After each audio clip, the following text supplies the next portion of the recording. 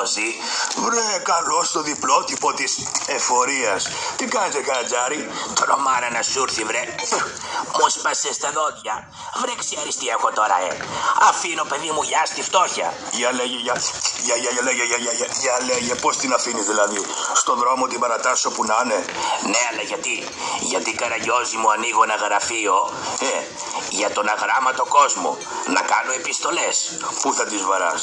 Ποιες? Τις πιστολιές. Ποιες πιστολιές βρε? Επιστολές παιδί μου, γράμματα.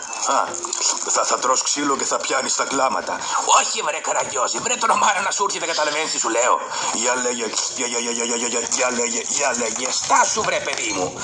Λοιπόν άκου Καραγιώζη, ψάχνω να βρω γραμματικό. Ψάχνεις να βρεις γραμματικό να μοιράζεσαι τα λεφτά που θα παίρνεις από το σαράι? Ναι, και πολλά μπορμπουάρ που θα αφήνουν οι αγράμματοι, που θα κάνουν τις επιστολές.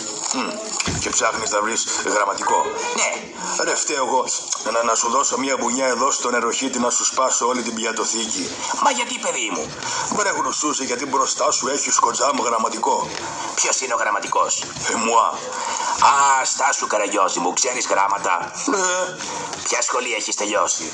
Ρε εγώ δεν είμαι απόφοιτος τελειόφοιτος της γαϊδουροσχολής της Λαρίσης. Μπράβο Καραγιώζη μου. Τότε να πάω να σε γνωρίσω στον Πασά. Περίμενε. Πασά μου. Καλώς το Χαντζαϊβάτη. Σας βρήκα το γραμματικό που ψάχνετε. Λαμπρά. Για να κατέβω να τον γνωρίσω. Προσκυνώ Πασά μου. Καλώς τον. Ως γελδί εφέντη μου. Ως Μπολντού. Μπολντόκης εσύ. Είσαι ο Καραγιώζης ο γραμματικός? Μάλιστα Πασά μου. Και τι γράμματα ξέρεις πάνω κάτω? Ξέρω και πάνω, ξέρω και κάτω. Θέλω να πω, ποια τάξη έχετε πάει? Τάξεις να δουν τα μάτια σου. Έχεις πάει πρώτη, Δευτέρα, Τρίτη, Τετάρτη? Μωρέ βάλε παραπάνω. Πού πήγες παιδί μου? Την Παρασκευή και το Σαββάτο σχόλασα. Μα υπάρχει τάξη Σαββάτο? Πώς έχουμε και την Κυριακή αργία. Μπράβο Καραγιώζη. Και τώρα παιδί μου πάρε το φερμάνι και σου εύχομαι καλές δουλειές. Ευχαριστώ Πασά μου. Ρε μανούλα μου και τώρα πάω να ετοιμάσω το γραφείο. Μελάνι για γράψιμο, άμμο για στουπόχαρτο.